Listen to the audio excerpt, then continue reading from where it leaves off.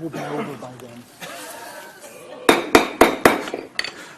All right, call this meeting to order on August 18th, 6 o'clock p.m.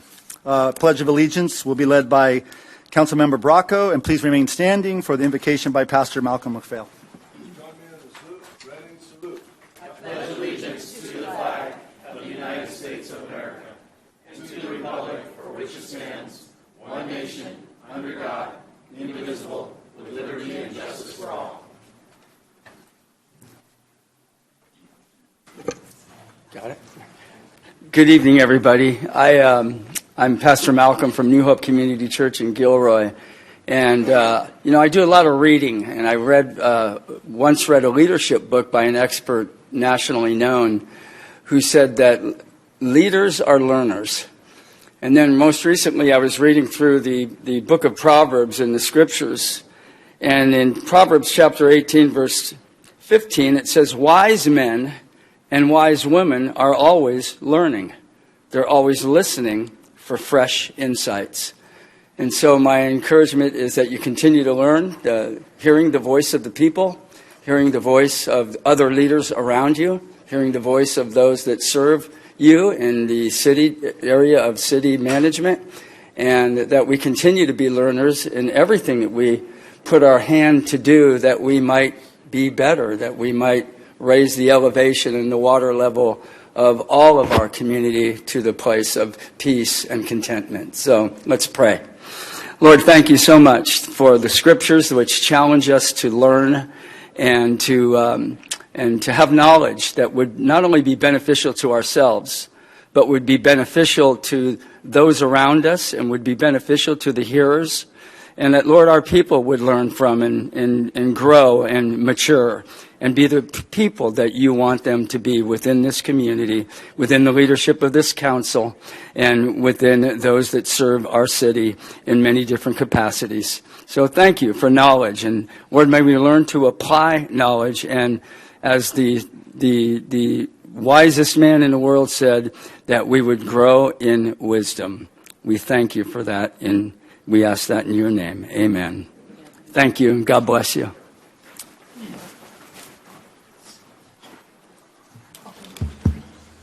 Thank you very much. Moving on to item 1.4, City's Clerk's report on posting of the agenda, please. Thank you, Mayor. This agenda was posted on Thursday, August 14th at 4:55 p.m. Thank you very much. Roll call, please. Councilmember Bracco. Here. Councilmember Klein. Here. Councilmember Fugazi. Here. Councilmember Hilton. Here. Councilmember Marks. Here. Councilmember Ramirez. Here. Mayor Bozo. Here. Moving on to employee introductions. We have employee introductions? We do have employee introductions? Okay, we have employee introductions by Chief Binder. Thank you. Thank you, Mr. Mayor, honorable members of City Council. We do have one introduction to you for the police department. Brittany Gordillo comes to us. She's walking up. Go over on this side. Yeah. We didn't rehearse. Brittany started her career in law enforcement as a records intern for the Milpitas Police Department in 2019. She then became a police data specialist at the San Jose Police Department and ended up transferring out of state as an evidence technician with the Opelika Police Department in Alabama, where she was responsible for maintaining and processing departmental property and evidence, assisting with records and background checks, and providing daily support to both the public and officers. Brittany has a Bachelor of Arts degree in Criminal Justice from Cal State University Bakersfield and an Associate of Arts in Criminal Justice from Evergreen Valley College. Brittany has been married for almost 4 years and has a 4-month-old son. She enjoys traveling and reading fiction novels and spending time with her family. And we're grateful to have her here with the police department for the city of Gilroy.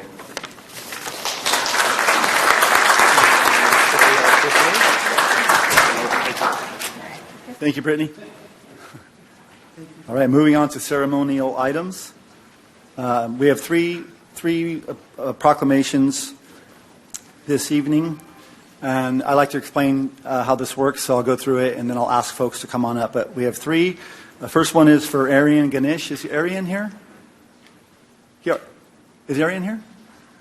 Okay, so perhaps he'll come in, and then I will get to his at that point. So then I'll do two proclamations. Right now, one of them is going to be for a National Emergency Management Awareness Month proclamation, and that will be received by Andrew Young, Emergency Service and Volunteer Coordinator for the City of Gilroy. And the second one will be for Resource Parent Appreciation Month, and that one will be received by Miss Maria Perez right here up on my left. So I'll go down and read it. The first thing I'll do is call up Andrew, and then Maria, I will call you up after we do Andrew's.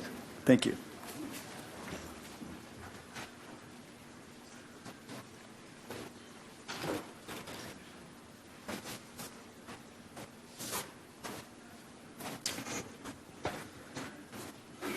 Okay, City of Gilroy proclamation. Whereas emergencies and disasters can strike without warning, threatening lives, property, and our environment. And whereas local emergency managers, community stakeholders, partners across all sectors and all levels of government work together tirelessly to prepare for, respond to, recover from, and mitigate the impact of disasters in our communities. Whereas the mission areas of prevention, protection, mitigation, response, and recovery align with the national preparedness goal and guide local emergency management priorities. Whereas the dedication of emergency managers has strengthened our communities, helping residents recover, rebuild, and become more resilient in the face of adversity. Therefore, I, Greg Bozo, Mayor of the City of Gilroy, on the 18th day of August 2025, together with my colleagues on the City Council, do hereby proclaim August as National Emergency Management Awareness Month in the City of Gilroy, in alignment with National Preparedness Month in September.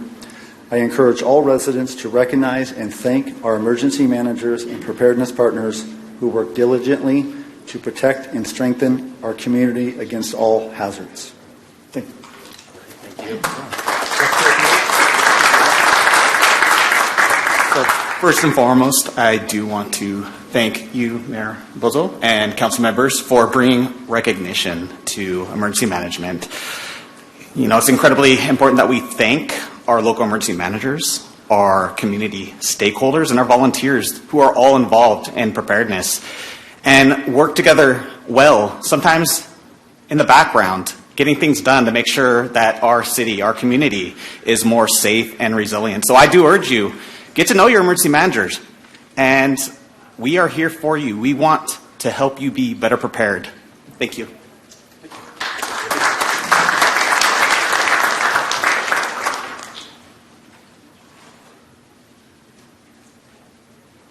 Okay, the next proclamation is on behalf of resource parents and caregivers in the Santa Clara County and especially in Gilroy. And today I'm gonna read this, and then I'm gonna ask Maria, please come on up. Would you like to come up with your daughters? Please come on. Stand by and give her some support. Okay, I'm gonna read this proclamation, and Maria is gonna receive it on behalf of all of the caregivers in South Santa Clara County. So it says, whereas resource parents, including kin caregivers, are the pillars of stability in the community, who selfishly open their homes and hearts to support the safety, health, and development of children and youth who are not able to remain in the homes of their families of origin. Whereas in Gilroy, there are 27 families, and in Santa Clara County, there are 533 resource families, where resource parents serve as a constant source of care and encouragement, not only to the children and youth who reside in their home, but also to the families who are working hard to overcome incredibly difficult and complex circumstances to reunify with their children. Whereas resource parents empower children and youth to become confident, independent, and successful by seeing and valuing them for who they are, while supporting and celebrating their individual and unique differences. Whereas the City of Gilroy honors and celebrates its resource parents for the dedication to their children in transitioning from resource homes, acknowledging their profound impact on the community. Therefore, I, Greg Bozo, Mayor of the City of Gilroy, do proclaim August as Resource Parent Appreciation Month and extend a heartfelt gratitude to all families who embrace the responsibility of providing a home and family for children in need.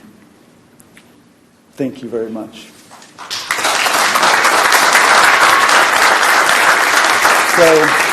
So before I ask you to say a few words, and perhaps your daughter, she's thinking about it still, I do want to say a few things about resource families and fostering families and adoptive families. So a lot of you know that oftentimes those who foster children end up adopting children. They become lifelong, have a lifelong relationship, whether they officially adopt them or not. And I think we have one of those right here on my left, right? But I wanted to call a little bit of attention to some of the folks in this room that have been part of the system of fostering and adopting, right? So first, I want to make mention of Councilmember Klein has 3 grandchildren that were adopted out of the fostering. You have 3 grandchildren that are now adopted to your daughter. Right? I was talking to Councilmember Ramirez about her mother. Their family did fostering for many, many, many years, so that's familiar to you. Councilmember Hilton was adopted with 3 other siblings from a single mother, I believe. So now I see why you're so independent. Right? And moving down the line, Councilmember Fugazzi and his wife Nancy adopted a son from Quito, Ecuador when he was very, very young, a toddler, around 2 years old. Correct? So I appreciate being able to make this connection, that this proclamation that you guys asked me to do. It's ironic that this was about 4 or 5 months ago when this process started. And just ironically, some of you guys know this, but last week, my wife and I and my daughters, my family, after having a foster child for almost 3 years, was officially adopted into our family on Thursday. So thank you. And I don't know, one person who probably got out of here, I wanted to make mention of this, is somebody who I get guidance from a lot away from here is Pastor Malcolm Maffeo, who's also from the foster system and who was adopted when he was a young child from the streets of San Francisco. So he has a very interesting story to tell about his fostering. So thank you, everybody, for doing that. And then finally, I would like to say a few words about Maria Perez before she's going to say a few words in Spanish, I believe. So you'll see this. So just when you think you're doing something in your community, along comes somebody like Maria Perez, who for the past 20 years has been doing fostering in her home here in Gilroy. And she is unique in that she only prefers to have teenagers and teenage girls. So and in speaking to them, I found out this evening that nearly 100 foster children have passed through her home over the past 20 years. So thank you very much. With that, I would like to hear you say a few words. Okay. My first language is in Spanish. I came from Mexico 40 years ago, and I studied over there social services. Okay. And this is why when I came over here, I tried to help to the teenagers, because I hear that most of the foster moms, okay, scared to the teenagers. Okay. And my proposals I have over here, I have one over here, okay, and they leave from the house, but they come in or they call me, they send me letters, and when is the Mother's Day or in Christmas. This is for me very muy confortable y me siento dichosa de tener este tipo de niñas. Sí se batalla, sí es cierto, porque todas vienen con sus diferentes problemas. Es batallar a veces con sus familias también, porque nos echan la culpa a nosotras de que nosotros, ¿por qué las tenemos, verdad? Que no las dejamos ir. En mi caso, he tenido niñas que las he recogido de la calle prácticamente, ¿verdad? De drogas, de pues andar, que las prostituyen. Entonces, para mí todo eso ha sido un reto y ha sido muy reconfortable para mí, ¿no? Saber que ahorita Conozco varias de mis niñas que son muy buenas mamás. Tienen sus hijos y son muy buenas mamás y agradecen eso. Con ella, ahora sí, duró 4 años conmigo, pero hizo runaway, ¿ok? Hizo runaway, pero a los pocos días regresó. Y regresó llorando que no tenía dónde estar y pues continué con ella.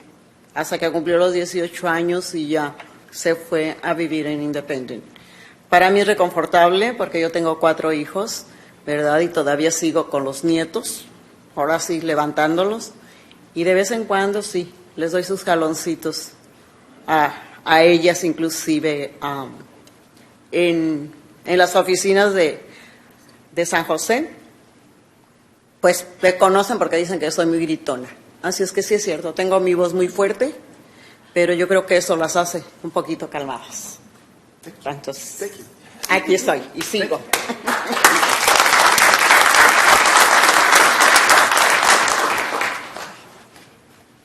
All right, my name is Samantha Perez. As my mom, as I like to call her, mentioned, I am a former foster kid from her back in 2019.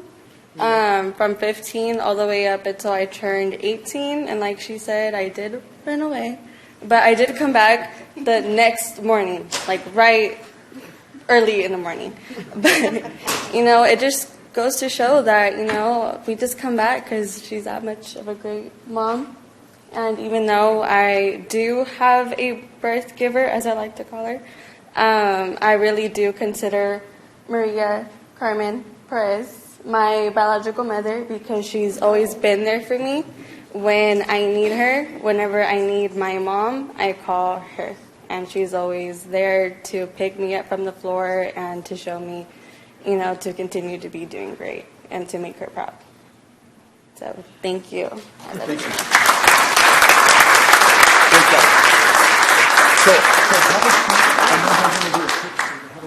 I need to do one more. Okay, I believe Arian.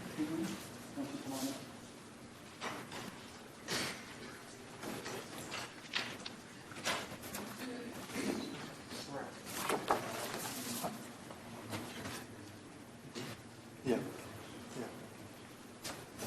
That's right. I'll read this. You can say it. Okay. Okay. So here I have a certificate of recognition that's going to Arian Ganesh. This certificate of recognition is awarded for your distinction as the STEM winner at the Santa Clara County 2024 Synops Champion Science Fair, Monday, August 18th, 2025. Congratulations. Thank you. Would you like to say a few things? Yes. Go ahead. Good evening, everyone. I'm deeply honored to receive this award from the Gilroy Chamber of Commerce. Thank you for recognizing my efforts. For the past 7 years, I've had the privilege of participating in the Synopsis Science Fair.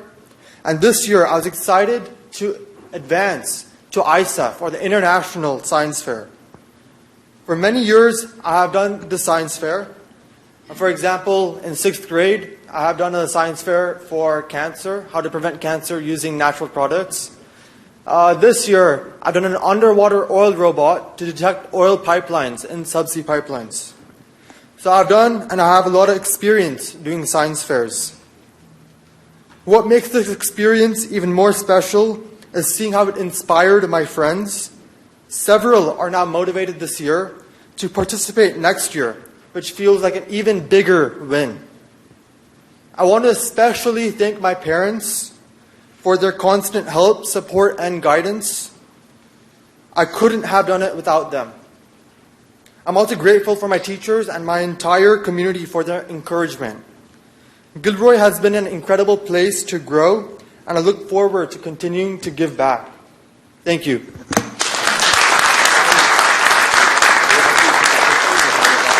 You can come on down, council. You can take a picture with all of us. Bring your certificate. All right, come right over here. Thank you.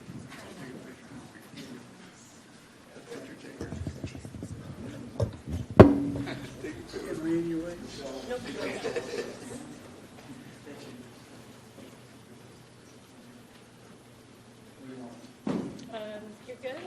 Just wait for the rest of you to get in there. All right, ready? 1, 2, 3. All right, we're going to take one more. 1, 2, 3. All right, we're good.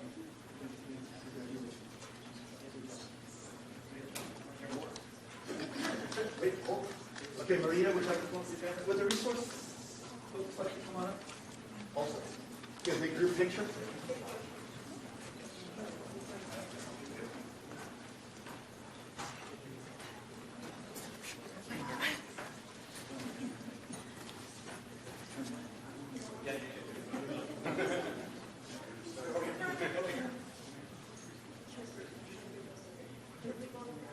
All right, so we're going to have you look here first. My fault. Yeah, my fault.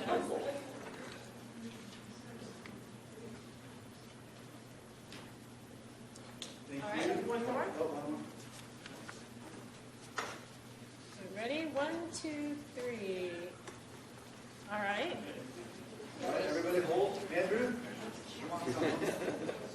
Take 3. Take 3.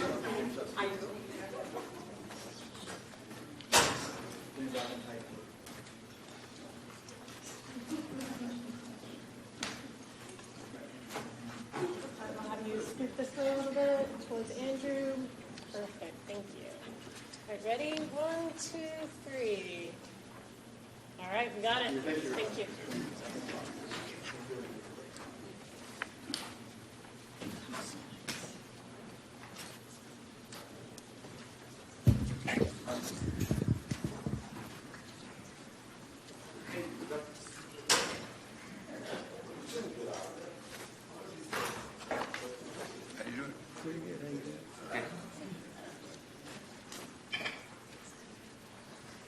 Okay, moving on to item number 4. Item number 3, council correspondence, we have none. Thank you. Item number 3, council correspondence, we have none this evening. Presentations to council. Public comment, please.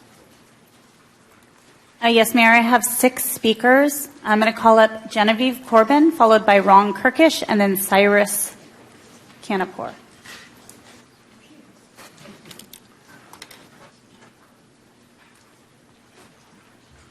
Good evening. Just wanted to touch bases with you guys. I know Zachary has seen me before, and that I'm here from the senior center or senior apartments down on Monterey Avenue in regards to the working out of the crosswalk and light system so it would become safer for our people or anyone to cross Monterey Highway. It's extremely unsafe right now. One of the other small little things that goes along with that is the fact that all the oleanders and the trees on the medium going straight down that whole section of road is so overgrown that it's growing out into the street. The trees are so overgrown that if we get some really good winds, which we do in Gilroy, unfortunately, we're going to have a lot of broken branches and broken trunks and everything else in the roadways, which makes it even more dangerous. So I would appreciate very much finding out where we stand with our crosswalk. And I know they've been working on from like the medium on like up towards 10th Street, and they've been doing a great job. I see how nice they've got it all done up and everything. It's great. Well, we just want to know if you're going to continue on. So it'd be nice if you guys could let us know. Thank you so much for your time. Thank you. Thank you very much. Good evening, Mayor, Council, City Attorney, and especially Brad. How you doing, sir? I just want to say thank you for stepping up and help us out as an interim city administrator. I've heard good things about you, too. And I'd be remiss if I didn't say a few more words. I'm not going to expand on these, but in the future, I'm going to be speaking to, especially Brad, but the rest of you, on issues regarding morale here at the City Hall. Also, issues of the opening City Hall like it was before COVID. It's important. I've had calls from a few that sit up here with you about incidences that really have upset them about trying to get into City Hall, and the person at the desk not recognizing them, even though they've been on the council for at least 10 years or more. So something's got to be done. We got to open this back up. Safeway's open, Nob Hill's open, everything's open. There's no reason why we shouldn't be open too, and I'll be working on that with you later. The homeless issue. As we know, the homeless issue is a constant issue. I know Mr. Fugazi's doing a great job on his part, and so are Carol and Dion trying to get this place cleaned up from the encampments. So that's something that I hope that Brad will focus on, that we sort of suffered in the last administration. So again, thank you, Brad, for coming. It's really appreciated, and I'm looking forward to seeing how you work. Thank you. Thank you.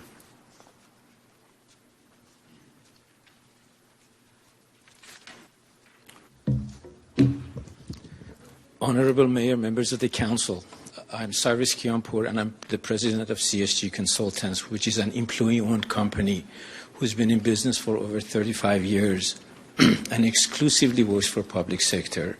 Therefore, we have no conflicts of interest. I'm joined here tonight with several of my colleagues, Michael and Cricket Brinkman, that assist with building plan reviews and building activities, as well as Sophie Trunk and David Rubchik, who help with engineering and public works services.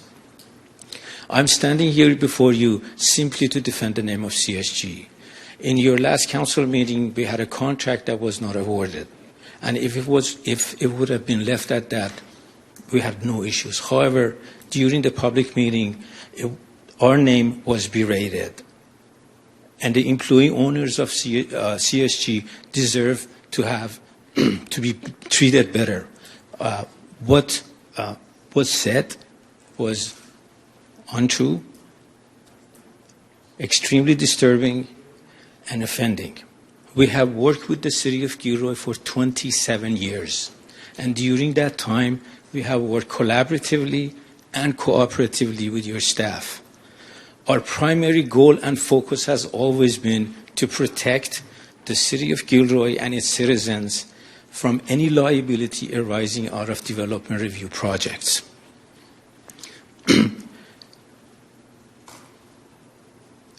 Our primary goal has always been to adhere with ever-expanding and increasing codes. I won't get into the details of how many different codes we have to abide by. But nevertheless, during this time, we've done our best to make sure that code compliance is made with public safety, fire, and building safety.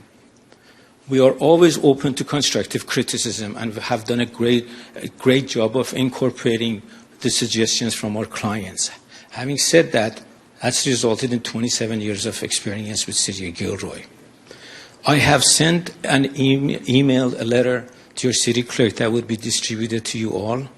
I would respectfully ask to have the opportunity to meet you all on a one-to-one basis. And secondly, I strongly urge you, utilizing the appropriate protocols to go through the city administrator's office and your executive team and talk to your project managers. Please get their perspective. They are the subject matter experts in what we do. So having said that, please take that steps working with your executive team. Lastly, I look forward to meeting with you all in person. I appreciate the opportunity to be here to talking to you and look forward to seeing you in person. Thank you. Thank you. Cricket Brinkman, followed by Greg Felios, and then Donald Panino and Forrest Williams.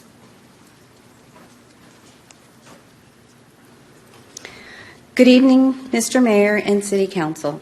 I am Cricket Brinkman, Regional Operations Director for CSG Consultants for the Building Services side. First, I would like to express our appreciation for the strong working relationship with your building official and team, and would appreciate the opportunity to continue our services. Please know our job isn't about slowing projects and making projects difficult. It's about preventing costly, dangerous mistakes before they are built. It was very disheartening to hear the perception of CSG and the services we provide. The statement regarding 90 days for projects timelines does not reflect our process. Our turnaround times are 10 days for first review and 5 days for resubmittals. When additional comments appear on building plan review, it usually means there was a design change, and we make every effort to note that on the plan. We agree with you, and we are here to help building owners and developers, not stand in their way. Are there hiccups at times? Absolutely. Due to state laws and code requirements, but we feel we do our best to help these processes to ensure that your community is safe. We have protocols in place for our team to focus on city ordinances, and together we focus on building code, customer service, life safety, and targeting review cycles. When our plan reviewers look at building designs, they're making sure it will, 1, protect public safety. Buildings must withstand earthquakes, fires, and other hazards to people inside and around them to stay safe. Number 2, we comply with state law. Cities are legally required to enforce the building code. Skipping reviews puts the city at legal and financial risk. And number 3, believe it or not, we're here to save money and time. Finding problems on plans is far cheaper and faster than fixing them after construction has already started or after someone gets hurt.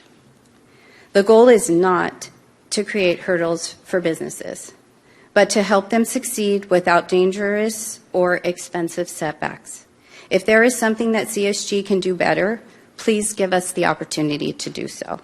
Please know, a good plan review means fewer surprises, fewer change orders, and a safer, most resilient community, which is exactly what supports long-term economic growth.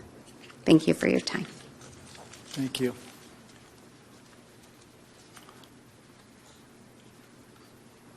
Additional speakers? Sorry. Greg Filios,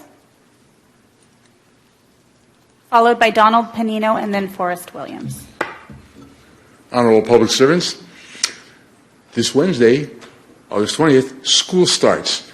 Just want to make sure everybody's aware and the community is aware that once school starts, again, be aware that if you're anywhere near schools in the morning or in the afternoon when they drop off and pick up, just be aware. We want to make sure everybody is safe, and there's been over the summer, there's been a lot of people have been driving fast, and they got to get used to. They can't do that anymore. They got to be aware that the schools are back in session. So let's be aware of this. Point number 2. It's important that we get the city involved. That we want to get our community involved, and so to get volunteers involved, I was thinking about this a project. Volunteers in City Council, VIC. We have the Volunteers in Police program. Great program. So they're getting volunteers and they have these great shirts. And it'd be great to have a nice volunteer in City Council. You can start out. You can even to get a project that started. Get some interns from Gavilan, San Jose State, and get a project started where they get people involved who want to volunteer and help you guys out. What is it that you guys? There's a lot of things that these people can do to help you guys out, to make your job easier and better. Volunteering in City Council. Think about that. Thank you. Thank you.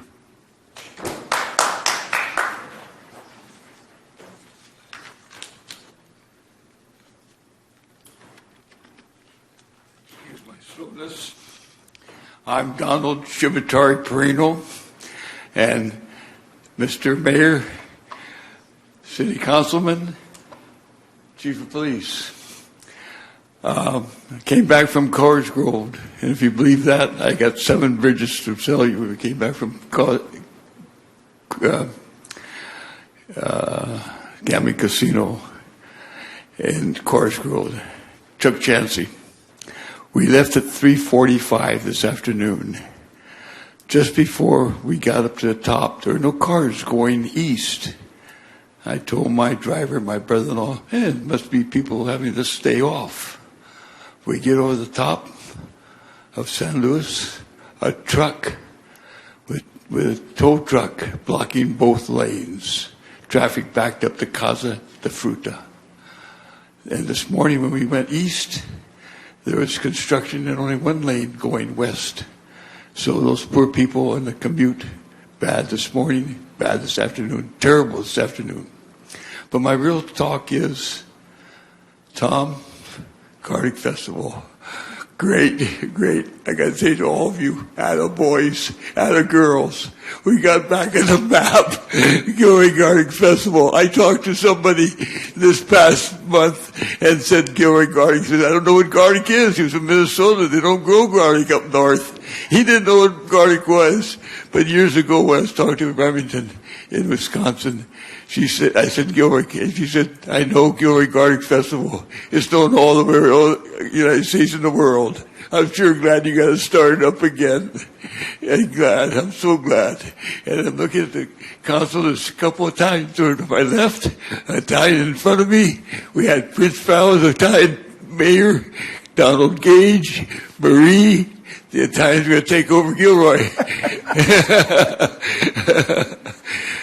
But getting back to what I should be talking about, the traffic on front of the Gilroy High School, perfect.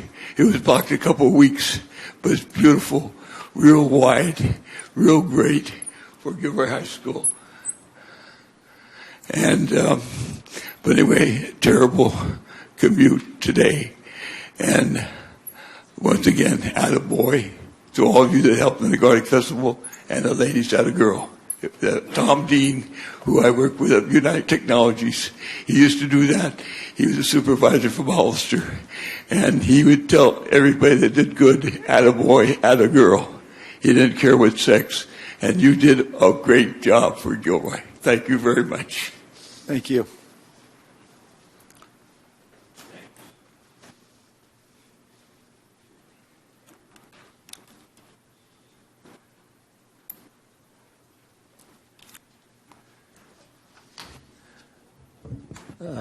Good evening, Mayor and council members.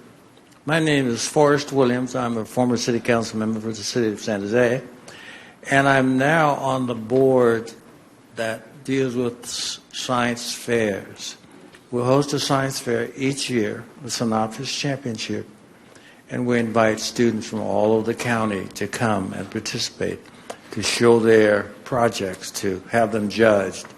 And we give awards for the students who excel in terms of science. And our primary purpose is to excite and encourage all students, parents, enemies, you name it. We want them to be a part of the science fair. And with the Santa Clara Valley Science and Engineering Fair Association, that look forward to cities recognizing their students for their science achievement. And we have been blessed with the cities throughout the county. Los Altos, we have Santa Clara, we have Mountain View, and so forth, recognizing their students. So what you did tonight was significant. You don't know how much encouragement you gave tonight for Aaron and his project. He will love those experiences. Who knows? He may have residence here in the city of Gilroy and contribute to the future, because we know we need them. We are leaving them with lots of problems to solve, and they're on their way to do that. So I want to thank you for all that you do to encourage our students to pursue science careers. Thank you very much. Thank you. I have no more speakers. Thank you very much. Moving on to item number 5, reports of council members. Councilmember Bracco. Nothing to report. Councilmember Fugazzi. No report. Councilmember Marks. No report. Councilmember Hilton. Thank you. From the Valley Transportation Authority Policy Advisory Committee, I've seen the June South County Caltrain ridership numbers, Monday through Friday, 4 trains north, 4 trains south in the evening. Caltrain plans on putting the full burden of the South County Caltrain costs onto VTA, and it starts at $15 million. More trains or increased frequency will increase the cost. Caltrain is currently using federal tax funds to operate the South County Caltrain, and that is about to run out. Those funds could be better spent on the needs met for mass transit. It's not fiscally responsible to fund South County Caltrain at $15 million for 365 riders Monday through Friday, that when they aren't serving the current commute travel patterns, and while VTA is facing a fiscally constrained fiscal year 26 and 27 transit operating budget. Caltrain is also heading into a deficit for fiscal year 27 too. We continue to talk about this at our South County VTA agenda preparation meetings with VTA staff and Caltrain staff. VTA plays a role in our city's development review process, and Caltrain doesn't. We are focused on moving the most people on mass transit from Gilroy to Diridon. We track and budget ridership costs from both agencies and have been comparing them for a long time. When ridership is low, services get cut, that's a given. From Silicon Valley Clean Energy, the board provided feedback on the SVCE fiscal year 2025-2026 operating budget and strategic planning in preparation for adoption in the September's meeting. No major changes to the budget are proposed, and customer discounts are planned to remain at 4% at this time as SVCE adjusts to anticipated falling energy prices over the next several years. Reserve funds, which have been conserved for several years, will be assessed to ensure that SVCE can continue to provide clean electricity while offering robust customer programs that reduce emissions. The board also provided input on the agency's strategic focus areas and moved towards adopting a biannual planning process. SVCE is hosting 2 webinars to educate customers on maximizing their savings using federal tax credits that expire on December 31st. From the South County Youth Task Force policy team, I'll be providing this update to the full policy team at our Wednesday meeting. The Civic Center Master Plan initial community outreach study and conceptual layout is complete. The environmental impact report is currently being prepared, and the EIR and master plan document approval is anticipated in the spring-summer of 2026. I am in full support of laying the groundwork for a Civic Center master plan and building a Civic Center park and multi-generational community center that is for all ages. The focus on free spaces for our youth to have after school and on weekends is a top priority for me. The City of Gilroy and Gilroy Unified School District have many facilities that can be used by the community for free, and that's why I've convened a joint agreement use working group. We have the opportunity to develop programming and provide spaces for the public with no barriers now. Gilroy has a once-in-a-generation opportunity to shape what they want and experience in their Civic Center. Gilroy deserves this opportunity to transform the Civic Center outdoor space, build a state-of-the-art community center for all ages, build a state-of-the-art city hall, and we need input from all ages. Gilroy is in need of a central location for youth services, gathering spaces for large groups or events, and a year-round space to offer recreation and community events. We need a city hall where our city staff can thrive in their workplace, and a place where our elected officials and city commissions can host their meetings and public events in a state-of-the-art council chambers. Our residents and customers deserve a state-of-the-art experience when they come into City Hall for permits, plans, pay a bill, or interact with staff and elected officials.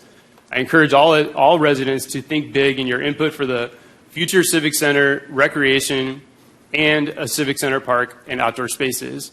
Lastly, we will be getting an update on the critical funding gap that directly impacts operations of the South County Youth Task Force Restorative Justice Youth Diversion Program. And Gilroy Police Department is requesting support to ensure core services continue for South County youth victims and the community. Thank you. Councilmember Ramirez. Just a quick update on the Sister City Committee. We had our meeting last week, and Kennedy Engtich gave an update on her trip to Angra as our ambassador and expressed her gratitude for the opportunity. She emphasized her appreciation for learning about a new culture and gave many stories with regards to that.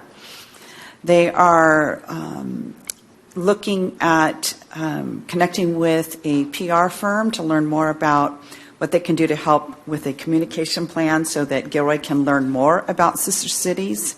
And finally, representatives will be going to Japan in September to attend the Takamachi Garlic and Beef Festival as they celebrate their 40th anniversary. That's all. Thank you. Councilmember Klein. I just want to give a quick update.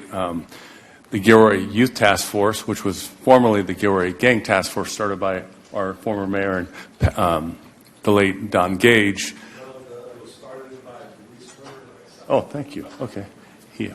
Well, see, you always get the correction, get the context. So thank you. Anyway, wanted to just talk about the Youth Task Force and what they're doing these days. We gave $2,500 to the National Night Out event that just happened. It was a great event, and so it's a great way to support that. And we also gave $2,500 to the Youth Police Academy. And now we're working with South County Youth Task Force and how we can be a mechanism for them, because right now we're just giving money away but not really doing much. So we want to do more, and the need is accessing grants and monies to support that. So that's one of the focuses we're going to have for the Youth Task Force. So thank you. Thank you. And I will report on Cities Association of Santa Clara County. This is a committee, a body of representation from each city in Santa Clara County. And one thing that we were given a presentation to this past Thursday night was from the County of Santa Clara Board of Supervisors. They came in and presented to us that they have voted to put on the November ballot a sales tax increase, a 5/8 cent sales tax increase in anticipation of a shortfall from federal funding. So that's something that everybody should keep in mind. This is a very fast-moving measure that's going on the ballot. So look for that and look for more information on that coming very soon. But it will be on the ballot this November. Okay, moving on to item number 6, the consent calendar. Any questions from council? Okay, public comment? I have no speakers. Okay, I'll entertain a motion. So moved. I have a motion by Councilmember Bracco. I'll second. And a second by Councilmember Klein to accept the consent calendar, item 6.1, 6.2, and 6.3. Roll call, please. Councilmember Bracco? Yes. Councilmember Klein? Yes. Councilmember Fuazzi? Yes. Councilmember Hilton? Aye. Councilmember Marks? Yes. Councilmember Ramirez? Yes. Mayor Bozo? Yes, motion passes 7-0. Moving on to bids and proposals, item number 7.1. Award a contract to Griffin Structures Incorporated for construction management with Master Architectural Services for the Santa Teresa Fire Station Design Build Project. Take it away, Ryan. Thank you, Mayor.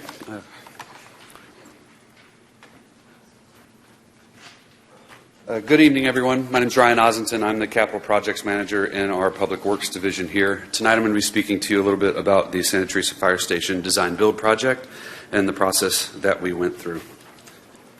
Our recommendations are we are asking for council to award the contract to Griffin Structures for a total project cost of $1.163 million. And this contract would provide construction management with Master Architectural Services for the Santa Teresa Fire Station. Some background on this project. The city has planned to add a permanent 4th fire station in the Glen Loma Ranch area to help improve service coverages and response times. This proposed location is in the southeast corner of West Lucchesa and Miller Ave. So if you look at this picture here, it's the corner that hits right into that roundabout. This is a map showing the layouts for that same plot. Parcel Q is the designated location for the fire station, and it is dependent on the surrounding neighborhoods being built prior to or in conjunction with the fire station. In June of 2025, Public Works Land Development provided an update that Glen Loma Ranch is in the process of identifying developers to complete these neighborhoods, and they are expected to take up to a year at minimum. Some background on Glen Loma. So the Glen Loma Group and the city entered into a development agreement in 2005. This agreement, after several amendments, required delivery of a turnkey fire station prior to the 1100th building permit being issued. After many delays, it was decided that the city would lead the development and delivery of the fire station, and the developer would provide remaining funds. In November of 2022, Gilroy voters approved a charter amendment to allow for design build projects in Gilroy. Design build is an alternative method for construction projects that provides benefits when compared to traditional approaches. Constructing the fire station under the design build model would help us reduce our overall costs and shorten the construction timeline. Some of the benefits of design build include a single point of responsibility for both design and construction, faster project delivery times, a better understanding of costs earlier along in the process, and a reduction in risk and frequency of change orders, which kind of helps you stay on schedule and on budget. This is a good visual representation of some of the differences between traditional method and design build. As you can see here, you get a good picture of when the cost establishment comes through and some areas where you're able to do two processes at the same time. So we went through a bid process. We issued an RFP in June of 2025 for construction management with Master Architectural Services, which is known as CMMA. The firm selected will serve as the city's representative from start to finish for this project, overseeing everything including bridging document development, design build entity selection, design, construction, and project closeout. Their job is to ensure the design, budget, schedule, and quality align with city requirements while providing the technical oversight needed for a project of this size.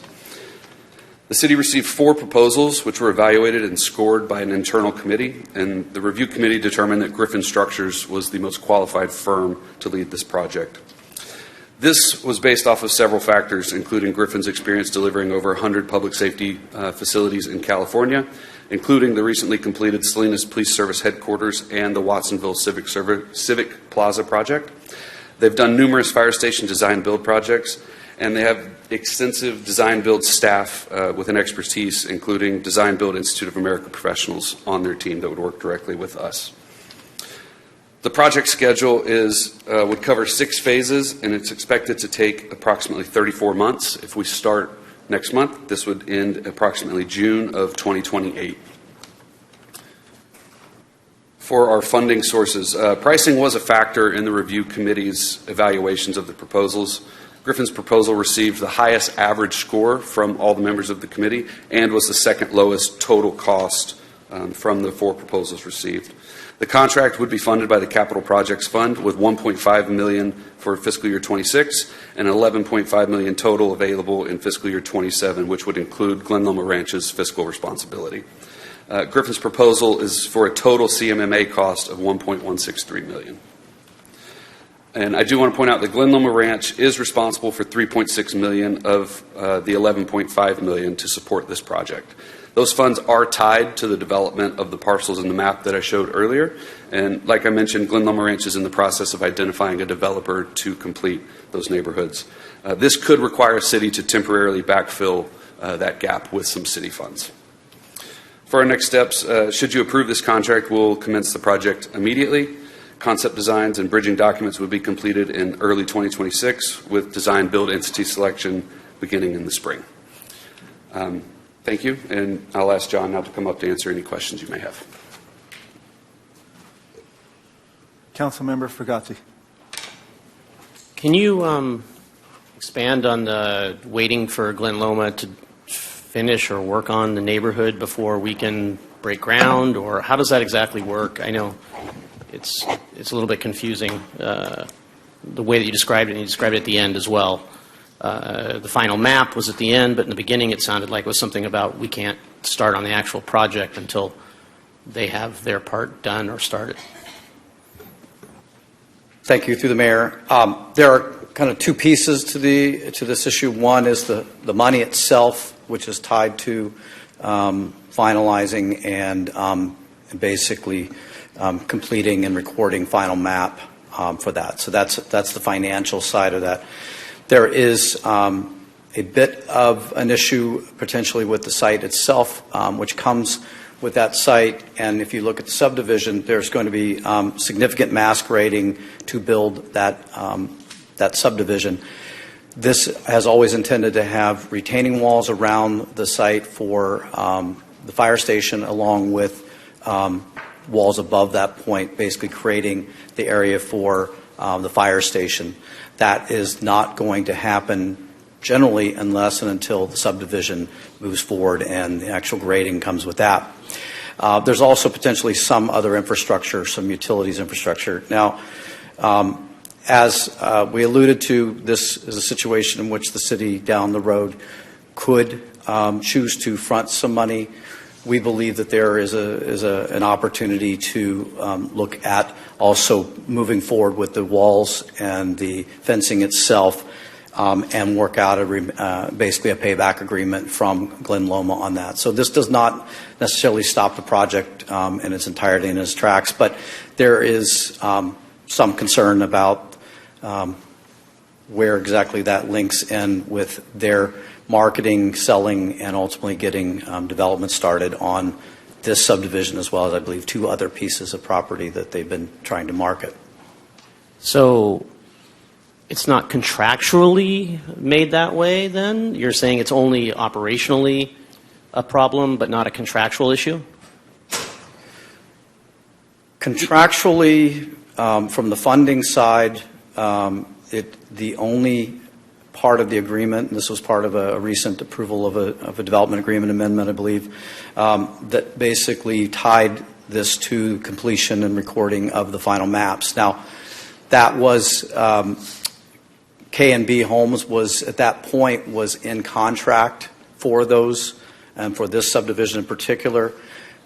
They basically pulled back from that agreement and that deal with Glen Loma, and so I think at the time when that agreement was moving forward, there was an assumption, an expectation that that project would be moving forward with KB Homes. That is not the case at this point. So the answer is no. There's nothing contractually that makes us wait for it in terms of the actual operational or breaking ground or any of these things, but there are construction issues, obviously, around building a retaining wall and doing other things that if you did them before they did that, it could be more challenging and we would have to front the costs, et cetera. Does that summarize it pretty well? We would need to, yes, we would need to have some kind of reimbursement agreement back from Glen Loma for us to, I believe, to front that money and do that work. And as a city, we haven't made a decision yet on this kind of contingency, like, hey, if that happens and we don't get one, we're going to go that way or we're not going to go that way. We just are kind of in a wait-and-see pattern right now? This is for full disclosure, frankly, tonight. We believe that we can move this forward. We'll continue to move it forward. There are months in advance that we've got to deal with to get to the point where we would even be breaking ground. So we feel, for full disclosure, we wanted to make sure it was clear that there was a connection between that subdivision improvement, but we believe we can move forward with this and should move forward, and we can get to the point of construction regardless. Is there any likelihood that we'll get this done before June of 28, that you've sandbagged a little bit in there and that? The staff report indicates that from our conversations, 2 to 3 months probably is about the best that we could come up with in terms of compressing the schedule under best case scenario with it, frankly. And all the estimates take into account that we're not going to start some of this building for a year and a half or what have you in terms of the construction costs and whatnot? Yep. Yes. Okay. Thank you. Councilmember Bracco? Yeah, this is confusing. It's not making a whole lot of sense. We discussed all this over months and months when we negotiated this with Glen Loma, was so we could get started right now, not wait another year. It was to get it started right now. I feel like I'm being sold a junky old used car right now, and I'm hearing a big story. What we're hearing here tonight is not what we've been told in the past. Exactly. Totally opposite. We were told this thing would be done in about a year, 18 months tops. And now 3 years? I mean, come on, folks. They built Levi Stadium faster than that. We built the library faster than that.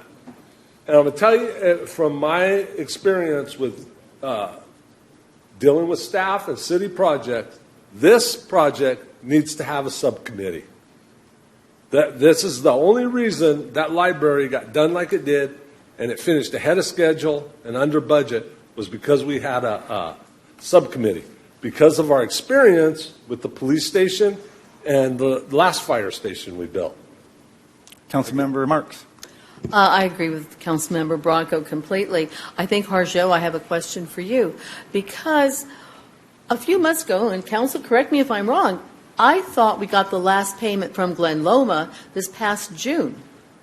And then I'm hearing where more money is tied in a contingency if they get more homes built.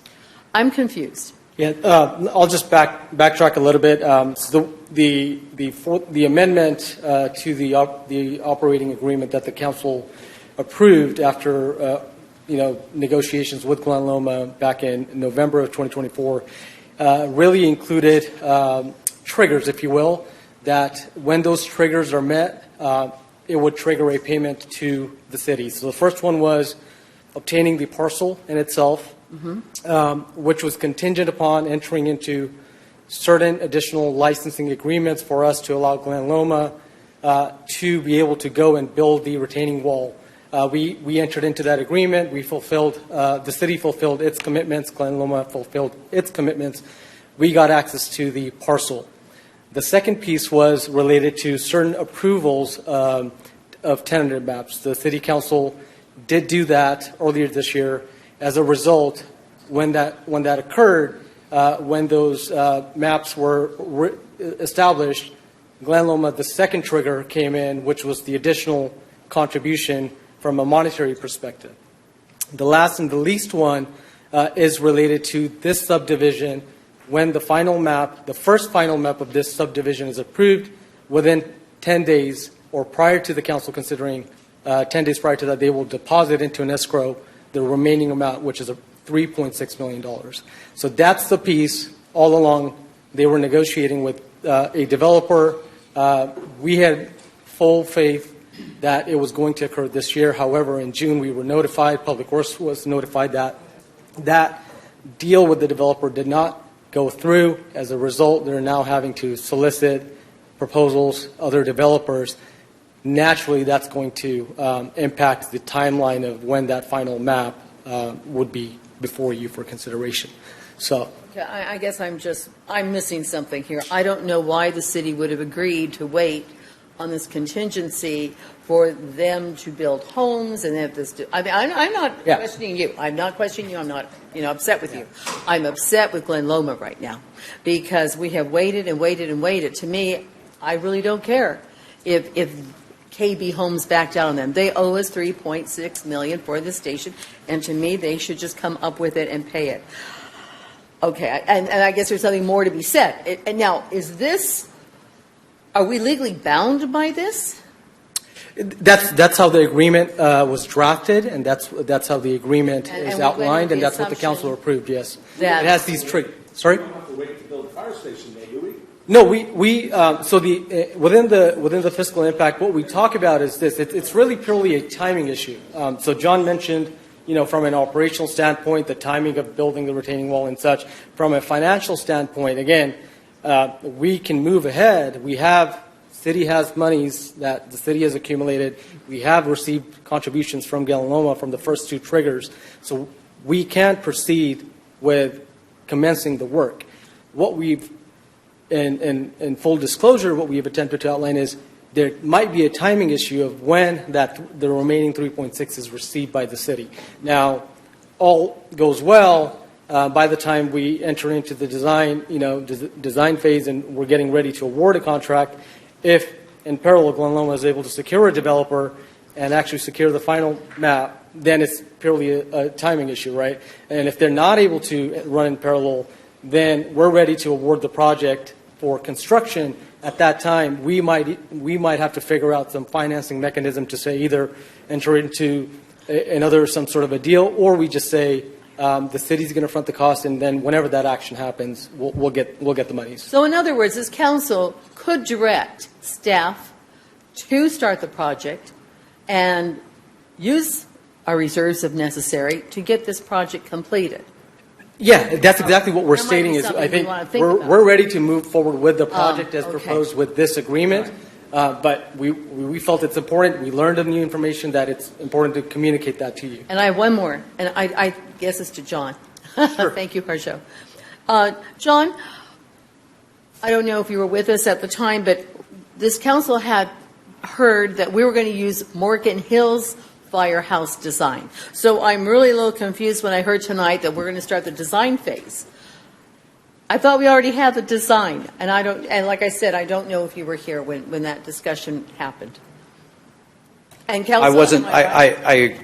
design? Councilmember, through the mayor, I was not directly involved in that conversation. Now, I have those plans. I have looked at those. I think the only thing that I'm aware of is that we were planning to use that as some guidance toward what we could do based on what their basically project cost was and the programming that they were providing to that point.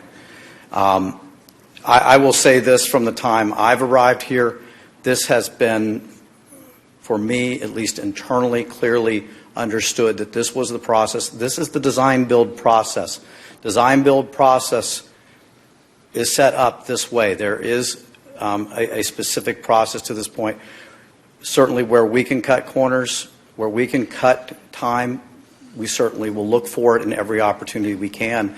The consultant certainly, the construction manager is intending to do that as well. This is not something, they'll get paid for the project done, and the sooner they're done, the better off it is for them as well. But there is a process that we do have to go through. We cannot just use their plans and build from that point. This site is not that site. There are improvements there at the Butterfield site. That's a different project, but it has very similar types of programming as well, and we will use that. And we do have a set of plans that Morgan Hill has provided us to look at. Okay, we'll go Fugazzi, and then Hilton, and then Ramirez. Yeah, real quickly. First of all, that's how I remember it too, John, Carol. I do remember that it was to be used as a guideline, more or less, and also a funding guideline. But specifically, the question on the contract and the legal, and maybe the city attorney can comment on this. It appears to me that this could be something that could essentially go on for a long time, as long as it possibly could. Is there any clause after that that says must end by a certain time, or it gets paid out, or could they drag their feet basically to infinity on selecting somebody and even possibly deciding not to develop it at all for 10 years, let's say? In the agreement that people are referring to is the operating memorandum number 4 that was negotiated with Glen Loma and approved by the council. My recollection is that there is not a final date for the final maps. So then it could go on forever, right? Illegally? If you go on for some period of time, certainly. Thank you. That's all. Councilmember Hilton. I'm really glad that you were able to talk to your counterpart over in Morgan Hill to get those plans and tour it. And one of the directions was provided to many of us a while ago, and that's why we thought that, is that we had known that the prior city administrator and city engineer had toured it, right? So it was sort of like that commonality. Another reason, and just so you know too, Silicon Valley Clean Energy, as the board member that represents us, is very well in touch with what we're developing here. And those same services, technical advice, grants, funding, all that stuff is 100% available to you all still. So I'm in favor of doing whatever we can to get this forward, whether that means we use reserves or whatever. I'm 100% for that. Two other points I want to make is that I think it would help you all when you get those. That's a big letter you got in June that unfortunately just got announced tonight. It would be better if that could get shared to us, and maybe it was and whatever, but we got Brad here now that can share that information with us, because I think this project, I agree with Councilmember Bracco, like we need a subcommittee, and the reason why is that we want to put our hands on it. We want to be close to it, and we want to be those advisors. And not only that, but this is something that I'll be asking Brad for our one-on-ones more information on, like every month, but maybe even an off-agenda one-pager on where we're at, because I know this council fears. I can feel it. I fear now. I fear that this is going to get farther and farther away, and the more updates, at least I feel as a representative of this council, the more updates I can get every month on it, the more I know that you all understand where us in the community, like, we got your back, like, push forward and go get it, whatever we need to. Thank you. Councilmember Ramirez. Yeah, so I would like to also agree that I think it's very important that we get a subcommittee to be on top of this. It was a very successful effort with the library, and I think it needs the same kind of diligent watching, if you will, to get this pushed forward. We are years behind in getting this fourth station done, and the community deserves to have this public safety in place. And my concern is, if you go back and you look at the design and the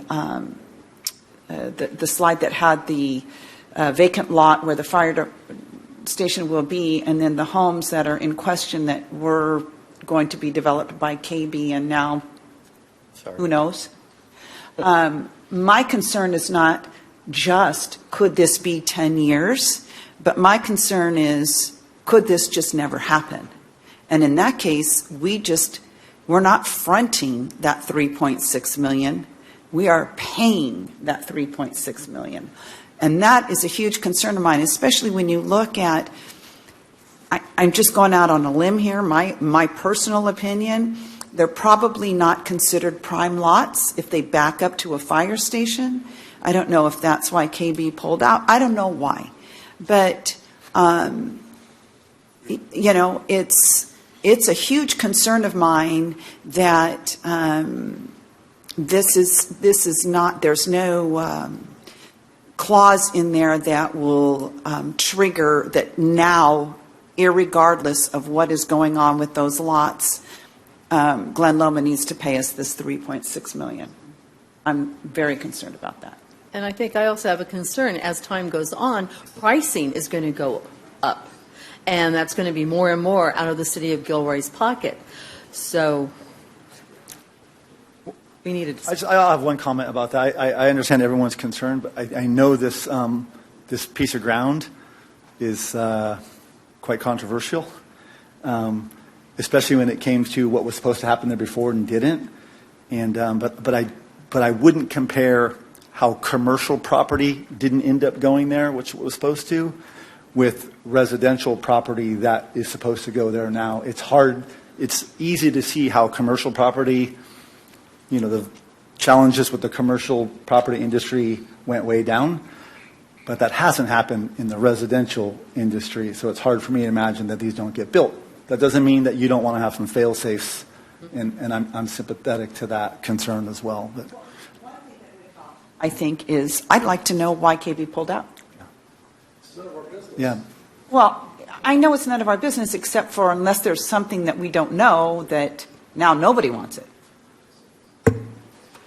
But that still doesn't help getting that station built. We've got to think of a way to get that station built, and soon. Because I agree with Councilmember Ramirez. There's a whole population underserved. We are behind in the number of fire stations we have here. So I know that we're here to approve the construction company tonight, but I think there also has to be a discussion on how we're going to get this station moving a lot faster than 3 years. So maybe we need two different motions. Well, everyone agrees here that at sometime soon after this meeting that we need to put together a subcommittee. Seems like I saw a lot of people's head nodding. Yes. Does that help each person on this council move forward a little bit? Okay. All right. Do you have some comments? Yeah. If the council wishes to form a subcommittee, that's obviously your prerogative, and staff will be happy to work with the subcommittee. I've worked on a lot of projects like this, particularly, and I completely understand the concern with the finalizing of the final map and then in relationship to the funding. Council gave good direction, and of course, this is the first time I've really had a chance to look at it in 3 weeks, but the funding, you made a good policy statement with respect to. We'll figure that one out. So now it comes down to getting the parcel and getting it developed. What I've done on these types of projects in the past has been to place an item on the agenda so that the council receives at least a monthly update, the full council versus the subcommittee, on the status of the project. So I would recommend that at a minimum, okay? And if nothing's changed, nothing's changed, but the council can say, why has nothing changed? Okay? I also would like the opportunity to sit down with staff, and I'm very impressed with the presentation tonight, and it shows that they've made this a high priority. They understand the council's and the community's desire for this. I've talked to the chief about it. It's desperate, and I get that.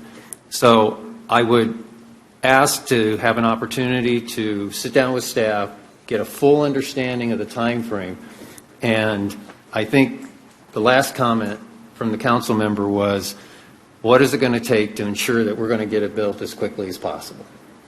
So I'd like to be able to sit down with staff, have that conversation, and then if not, let's see, we got probably at the next meeting we can at least report out where we are on that, and we can take next steps. But at a minimum, at minimum, let's have a standing item on the agenda every month to give the council, full council, an update. And when will you do the subcommittee? We'll get that on an agenda coming up. Okay. The only, if I may, one last comment. The only reason I have a slight concern with the subcommittee, not that it didn't work well in the library and such as you said, I think in this instance, I would feel more comfortable hearing from the whole council as to any concerns you have with respect, whereas if we had to have meetings with the subcommittee, bring that back, subcommittee would report out, staff would have to do it, could actually maybe cause not a delay, but a little bit more time involved. But if you want to have look into the subcommittee, that's your prerogative, or we could go a month with us giving you reports and then see how that goes. So either way we're good. Public comment? Ron Kirkish. Thank you. When I heard 3 more years, June 28, I was shocked, thunderstruck. This has been going on way too long. And it's absurd. We need to break ground. We should have broke ground a year ago. It's time to break ground, and I'd say tomorrow. Thank you. I have no more speakers. Okay, additional questions for staff? I'll make a motion if you're ready. Please. So a motion to award a contract to Griffin Structures, Inc. in the amount of $1,108,300 and reimbursable cost in the amount of $54,700 with a total project cost of $1,163,000 for construction management with Master Architecture Services for the Santa Teresa Fire Station Design Build Project. I'll second. Can you add number 2 to that? Yes, and included authorize the interim city administrator to execute the agreement and all other related documents. All right, second. I have a motion by Councilmember Hilton and a second by Councilmember Marks. Roll call, please. Councilmember Bracco. Yes. Councilmember Klein. Yes. Councilmember Fugazi. Yes. Councilmember Hilton. Aye. Councilmember Marks. Yes. Councilmember Ramirez. Yes. Mayor Bozo. Yes. Motion passes 7-0. Thank you very much. Moving on to number 8. It's a public hearing. 8.1, adopt an ordinance adopting by reference the 2025 California Building Codes with amendments.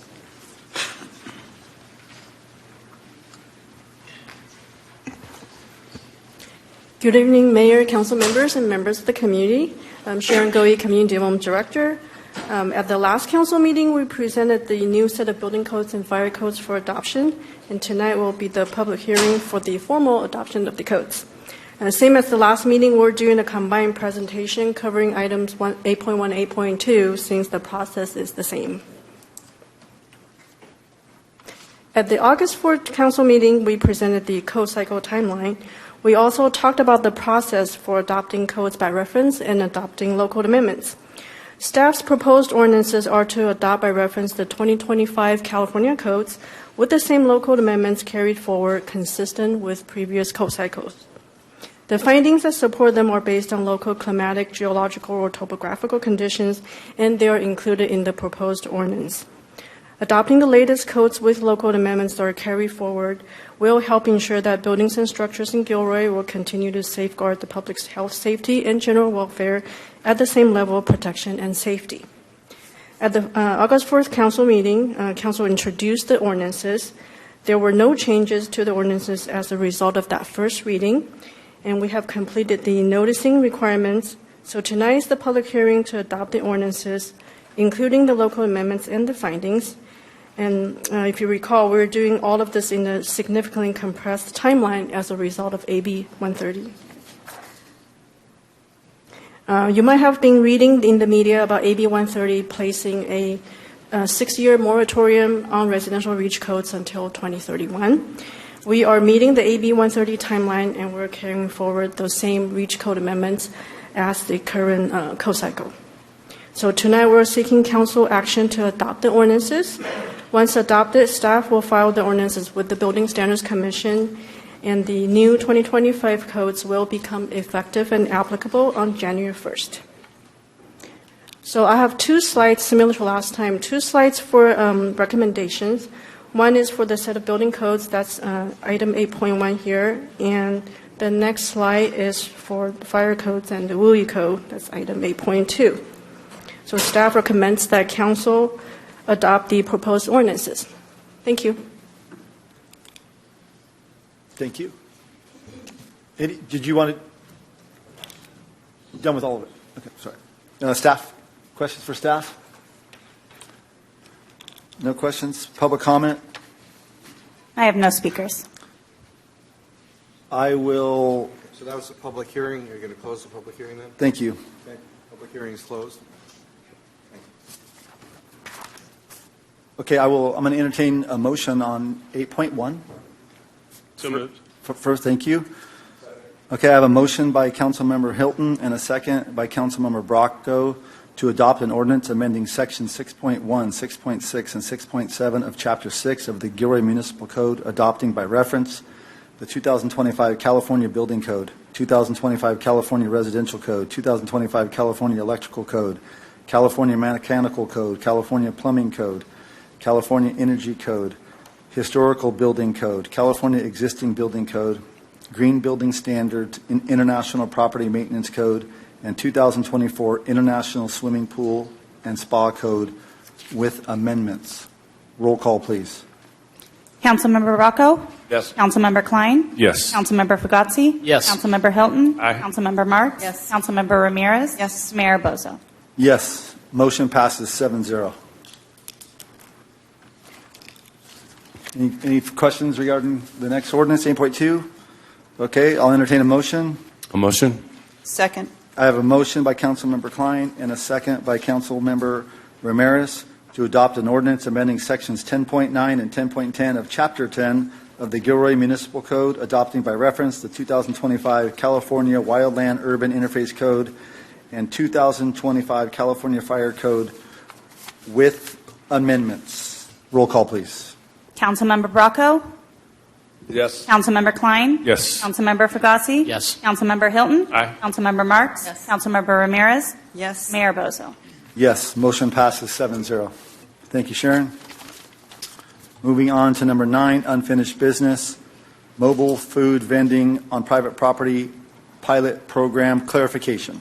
Staff report, please. Bryce. Yes, good evening, Mayor and Council. This item is to obtain clarification of Council's intent regarding the prohibition of mobile food vendors fronting along Monterey Road. Fronting does have varying interpretations based on the definition that's used. We'll talk about that in a moment. And so staff is seeking to clarify Council's intent regarding mobile food vendors on private property along Monterey Road. So how staff reached the current interpretation was from code enforcement vendors and property owners' confusion about how the term fronting applies. The definition can vary based on the context of the word being used. For example, land use planning and zoning has a very specific definition about what fronting means. And so there's some confusion about that, so an objective measure was needed. Staff researched the city code and applied the most restrictive building setback distance of 41 feet as interim guidance. However, after that was applied, concerns were raised that the setback interpretation was inaccurate to what Council was seeking. And so enforcement was paused pending clarification with Council, and then the enforcement would resume once clarification was received. I do want to point out that that was enforcement of our code provisions. There's still enforcement happening today for the public health permit and the seller's permit. So requesting direction from Council, due to the desire to reinstate the full enforcement as soon as possible, staff advanced the staff report for this meeting, but staff continue working on this matter.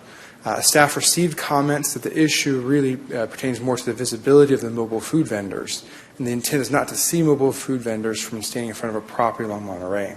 So staff is seeking confirmation if that is council's intent, or correction if that's not the goal. Should that be council's intent, then we would essentially change or more recognize the clarification that no portion of a mobile food vendor would be allowed to be visible on a parcel from the line of sight at each point where the property line from the same parcel abuts Monterey Road, which is a long-winded way to say that at any point along the property line along Monterey, you would not be able to see a food truck in front of that property. Again, traveling along side streets and through intersections, seeing diagonally from another parcel would be okay as long as that above requirement is met. And so staff is seeking, again, direction regarding the understanding of what council is intending for mobile food vendors on private property, and then what that intention is specified, then staff will resume enforcement with that application. That completes the presentation, and happy to address any comments. Our first questions go to Councilmember Bracco. Yeah, no wonder they're confused. I'm confused now. So now this doesn't have anything to do with the food truck ordinance, correct? It is. It's the pilot program. So there's a special permit granted under this pilot program. Okay, but you have on here mobile vending, where we have the mobile vendor ordinance, and then we've been working on the food trucks. Yeah, so the zone that was established in that pilot program is mobile food vendor. It's no mobile vendor zone is the technical term of the policy. So it's a very special carve out of the mobile food vendors, just for the downtown. Okay,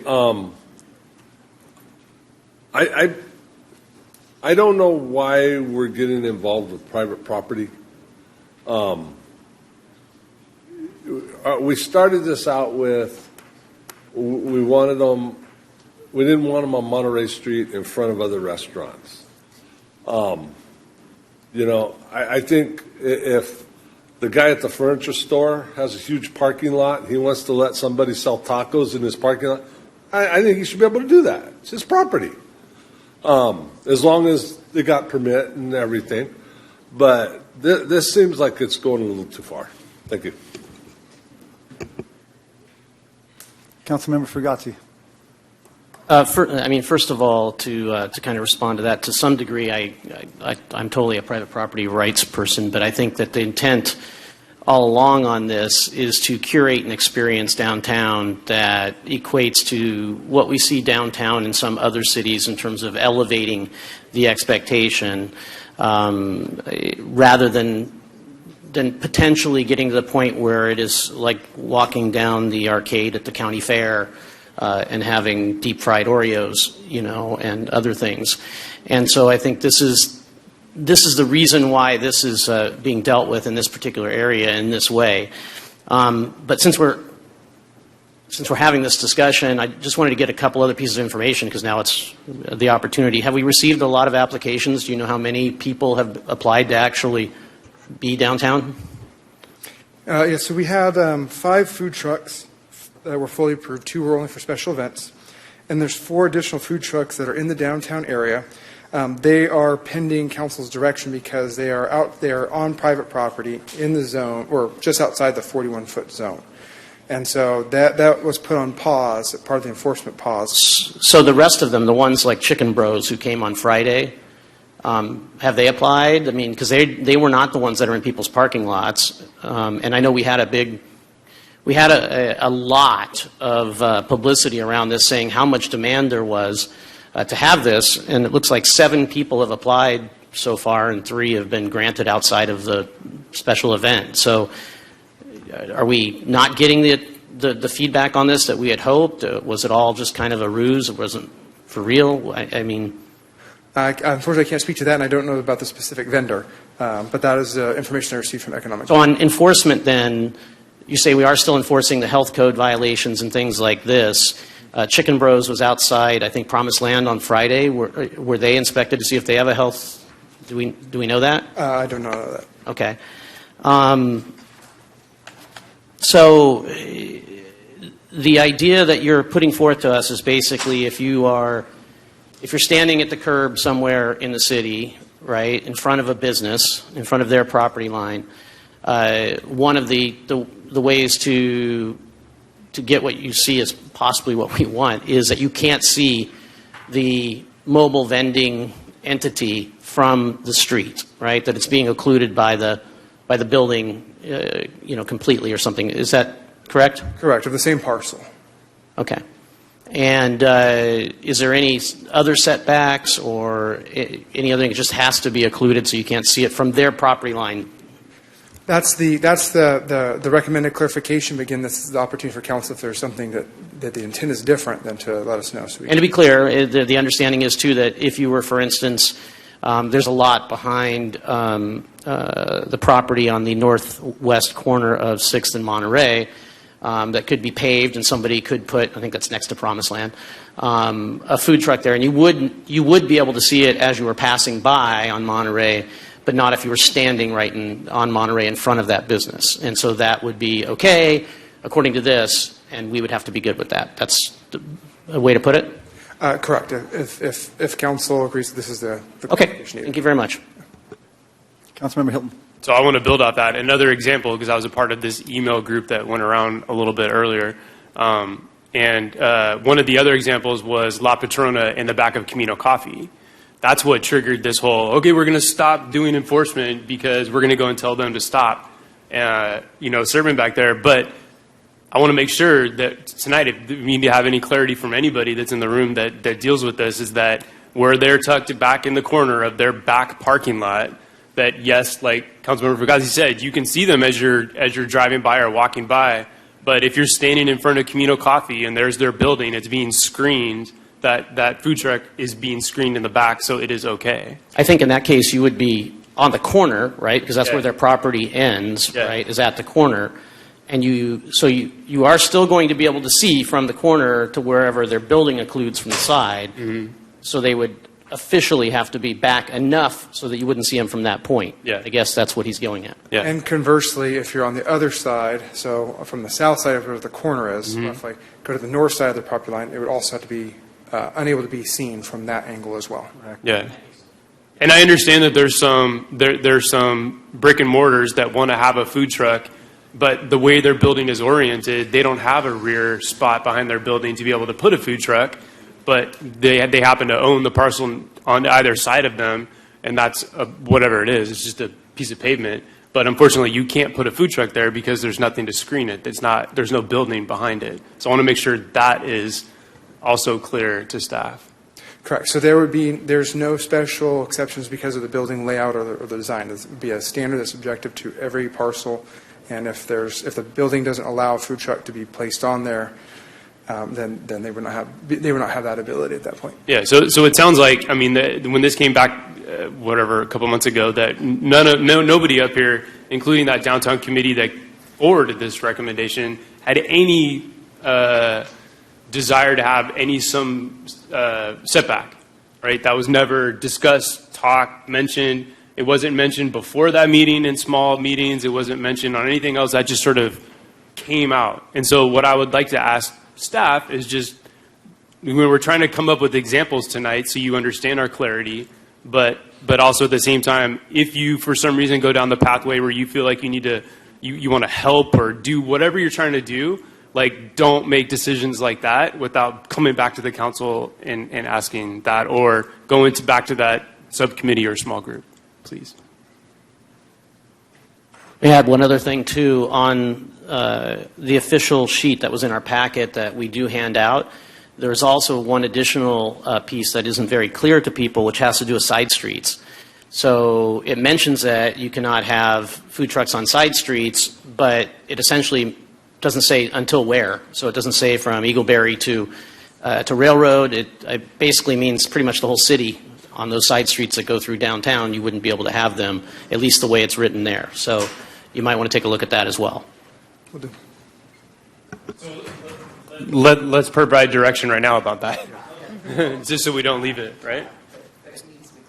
Yeah. So if I remember right, weren't we talking about it to going up to Eagleberry and down to Railroad? Correct. Yes. So Bryce, do you hear that? Yes. Okay. Yep. We got it. And for clarity, I mentioned that 3 weeks ago in an email. Clarity. Yes. And this is specifically Monterey. Monterey Street. Correct. Monterey from Leasley to La Chesa is the north-south span. And then for the side streets, we ensure that it is from Eagleberry to Railroad. Further questions for staff? Public comment, please. No speakers. Okay. Go ahead, Brad. At this point, I want to make sure staff is clear on the direction from council. Very Thank clear. you. Okay, so I'm not seeking any official action tonight, but it sounds like we have given the direction that they're looking for. Thank you very much, Bryce. Yeah, and we will reinitiate enforcement. Thank you. Thank you very much. Okay, moving on to item number 10. Bryce, don't go away. Not going away, sir. Introduction of new business, 10.1, creation of an ice center ad hoc committee. Yes, Mayor, Council. So the Gilroy Ice Center project has reached a point where an ad hoc committee would be beneficial to help with the discussions with the Sharks organization and provide updates and recommendations to Council. So it's therefore recommended that Council approve the creation of an ad hoc committee. Traditionally, the Mayor appoints with the Council approval. However, appointments may be made as part of an action of Council alternatively. With that completes the presentation. Thank you. Well, I'll open the floor here to council members regarding the idea of an ad hoc committee for the ice arena. So I know some folks have expressed Definitely in favor, and definitely throw my hat in the ring. Thank you.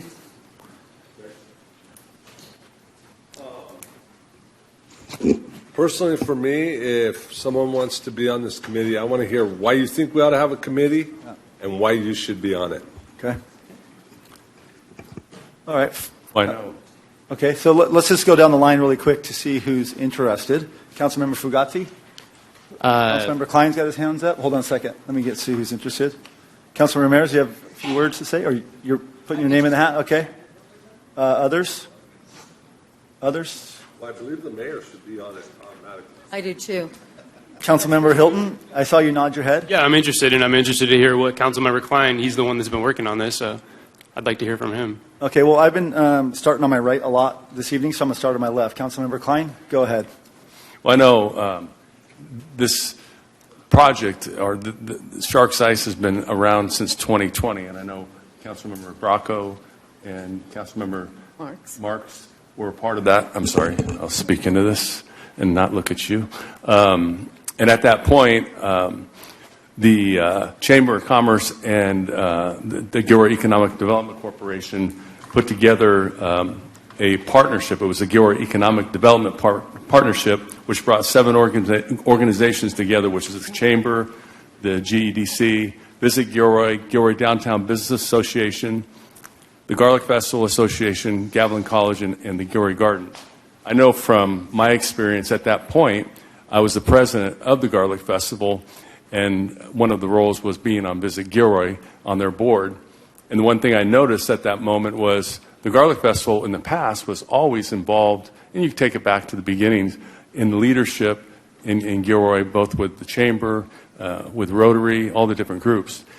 And they had really become in their own silo and separated. So I made it a point to speak with, at the time, Mark Turner, who was the president and CEO of the Chamber, and Jane Howard, who was the executive director of Visit Gilroy, that the Garlic Festival should be a part of this conversation. And they let me on that board and be a part of that. And through that whole process, as this has evolved, and naturally the challenges that this project has had, now being on council and seeing the progression of this, my experience with it, and just talking with the Sharks, Mr. Shea, the different people from there, but also with the different groups that represent the Chamber, Downtown Business Association, Visit Gilroy, and their really desire to see this come to fruition.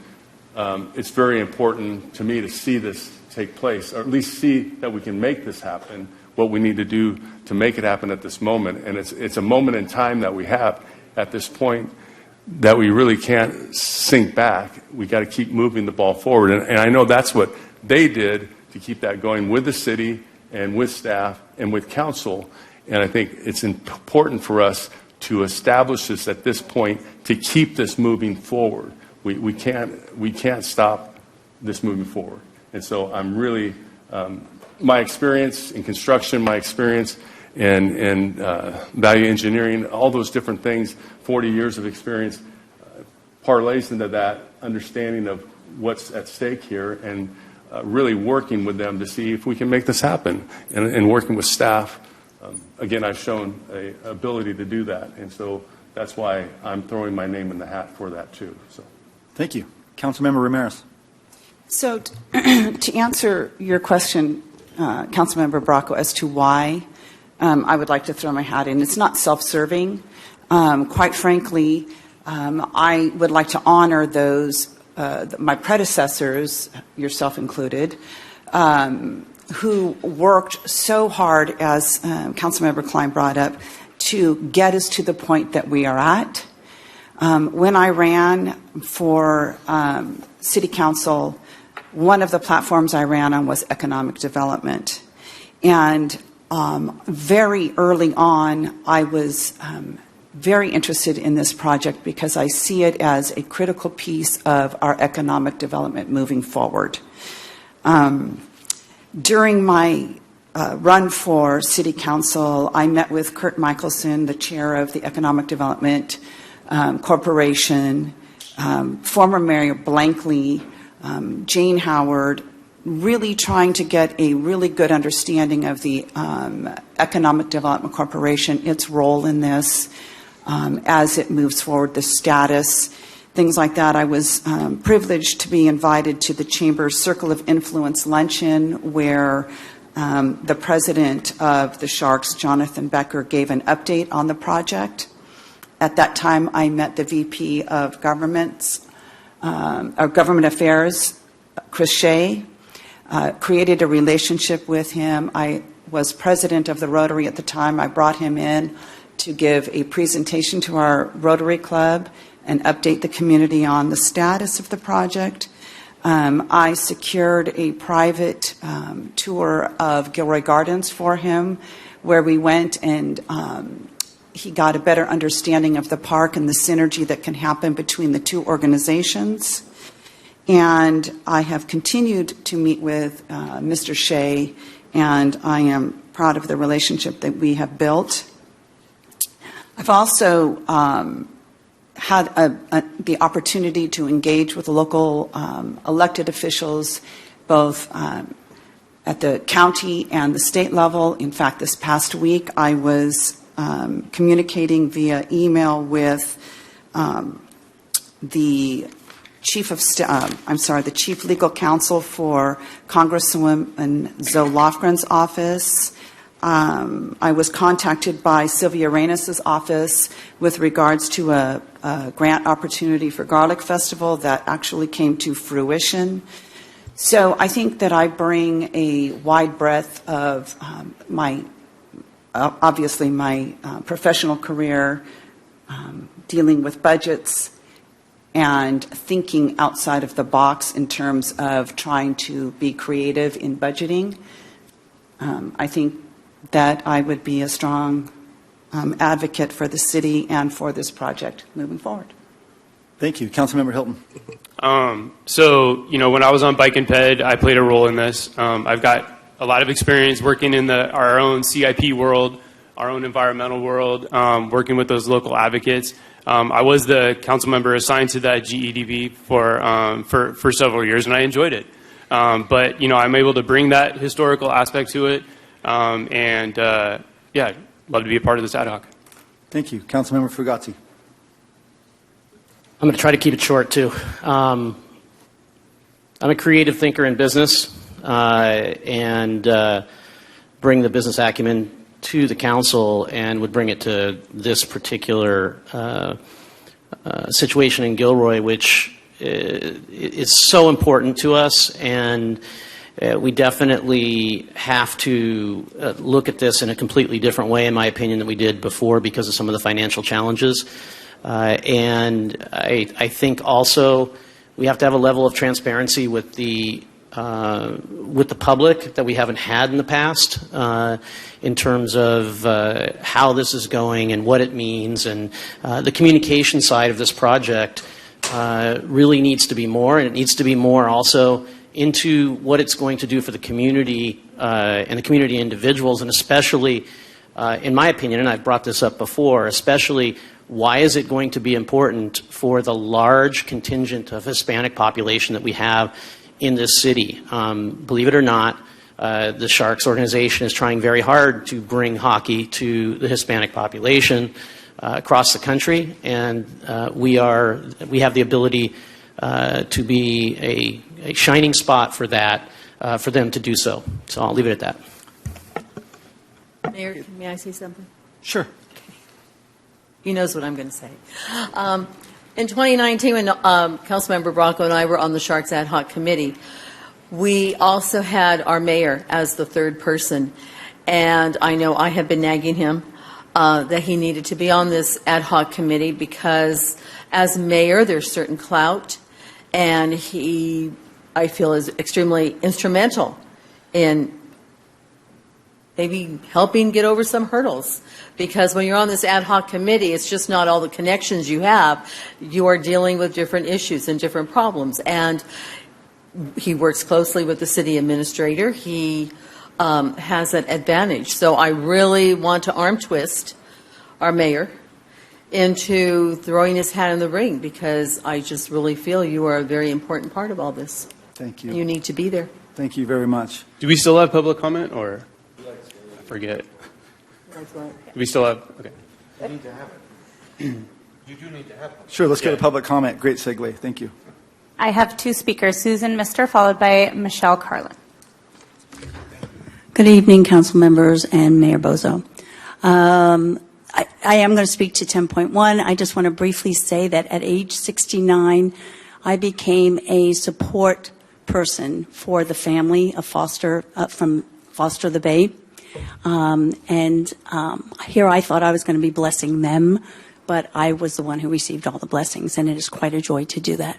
And so much fun at 69. Man, I'm just, 71 still doing it, and one has been adopted. So it is truly a blessing. Thank you all that have committed time and dedication to that program. Thanks for recognizing it. Okay, so May 2019, that's when we went into the one-year exclusivity period. August 2023, the contract was awarded for the build design, the design documents. May 2024, design layout and whatever was all finalized. I have sat through every meeting that went on with that because and the importance of this is beyond understanding. First of all, Sharks never defaulted. As a phenomenal organization, they never defaulted during COVID. And their excitement about bringing this to Gilroy was so evident at all the presentations.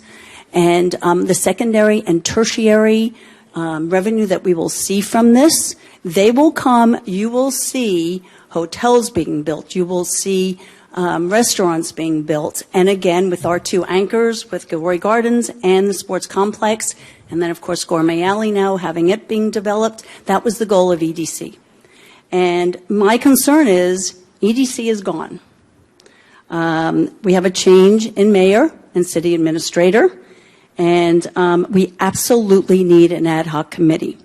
I already had it in before I even came down here, so I'm gracious. I feel good that at least the names that I had on this list are willing to do this, because I'd like to see Councilmember Fugazzi and Councilmember Ramirez, because what I have seen in the last 6 months is their continual questions, input, understanding, suggestions for items that come up.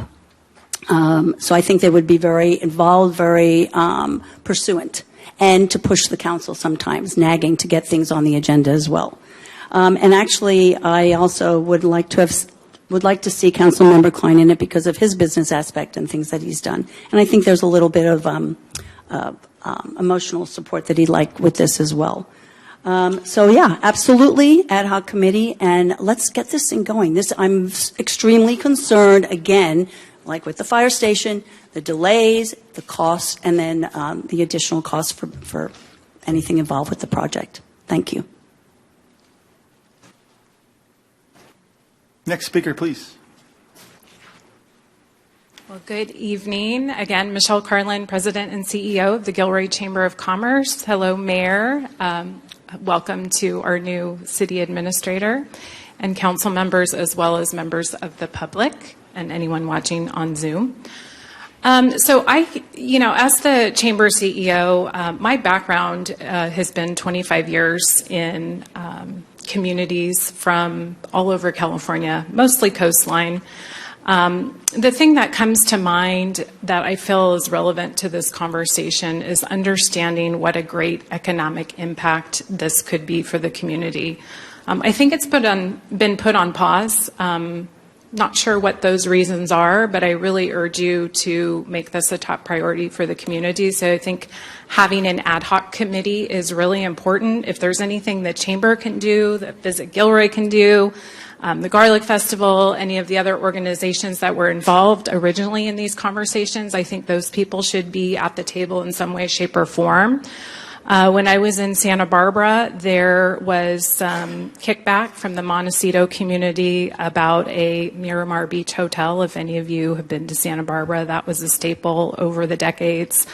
It was torn down, and Rick Caruso, who is an investor, also ran for LA mayor, lost to Karen Bass.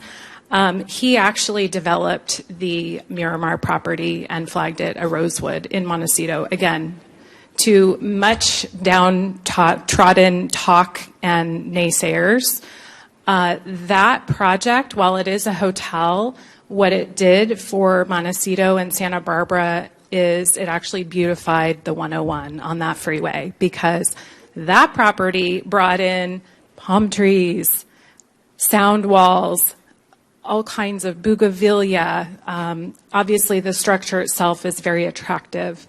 But I think we need to think in those terms when you're looking at this project. It's not just an ice rink. It's not just an ice rink to have people play sports and bring the kids out. That's obviously a primary goal. However, there's secondary benefits, and that is you're going to get an influx of corporate cash. You're going to get sponsors coming to the area wanting to fund events. You're going to have an event venue location, which could actually serve this community in a great capacity. Not only that, you're going to have entrepreneurs and business owners say, I want to have a business in Gilroy, and I want it to be on Monterey Road. And I think that the city needs to look at how do we revitalize Monterey Road? That is something that needs great attention. And so, again, if there's an opportunity for myself at the Chamber or anyone on our board, same with Visit Gilroy and other organizations involved in this, to be a part of those discussions and be at the table with the Sharks. We obviously have a relationship with them as well. I think that that's critical. Thank you. Thank you. I have no more speakers. Okay, so to answer my friends to the right, I know that they're encouraging me, the mayor, to be on this committee. I know it's not a bad idea at all, but the great thing is that any other of the 6 people on this committee, I have the trust in every single one of them. And at this time, I think it's best for me that I'm not on this committee because of I already have commitments as mayor that I do not want to thin out. And so I'm sorry. Thank you very much. You're on the record for asking me to do it. I appreciate it, both of you. But I do have the confidence in every single one of you on here that any one of you can be on this committee. So for that reason, I am going to respectfully decline. So getting back to the 4 that have stated their interests, we have 3 spots. Is there any further questions or comments about that? I'd like to... Go ahead. The comments, I'd like to make a motion. Okay. I'd like to select Terrence, Councilmember Fugazzi, offer him up, Councilmember Hilton, and myself for the ad hoc committee. And I'll second that. Okay, so I have a first and a second. Any further discussion? Okay, so there's a motion on the floor for Councilmember Fugazzi, Klein, and Hilton to make up the ad hoc for the ice arena. Roll call, please. Councilmember Bracco? No. Councilmember Klein? Yes. Councilmember Fugazzi? Yes. Councilmember Hilton? Aye. Councilmember Marks? No. Councilmember Ramirez? No. And Mayor Bozo? Yes. Motion passes 4-3. Thank you very much. Moving on to item number 11, future council-initiated agenda items. We have none. Item number 12, City Administrator's Report. No report. Item number 13, City Attorney's Report. Likewise. No report. Okay, number 14, we're moving to closed session. Thank you, everybody. Okay, let me read the two closed sessions. 14.1 is threat to public services or facilities pursuant to Government Code Section 54957, Gilroy City Code 17A11.1. Consultation with Gilroy Police Department and interim police chief. 14.2 is conference with real property negotiators pursuant to Government Code Section 54956.8, Gilroy Code Section 17A88. The property is the Gilroy Gardens Theme Park at 3050 Hecker Pass Highway. The APNs are given on the agenda. Negotiators are the interim city administrator, the economic development manager. Other party to negotiations, Gilroy Gardens Family Theme Park. Under negotiations, price and terms of payment for sale or lease. The next step is to take public comment, if any. I have no speakers. All right, and then we adjourn to closed session. The first item in closed session will be to vote whether or not to stay in closed session, and that is a reportable action. Okay. Yes. Once we get in closed session. Oh, sorry. Okay, thank you. Thank you, everybody.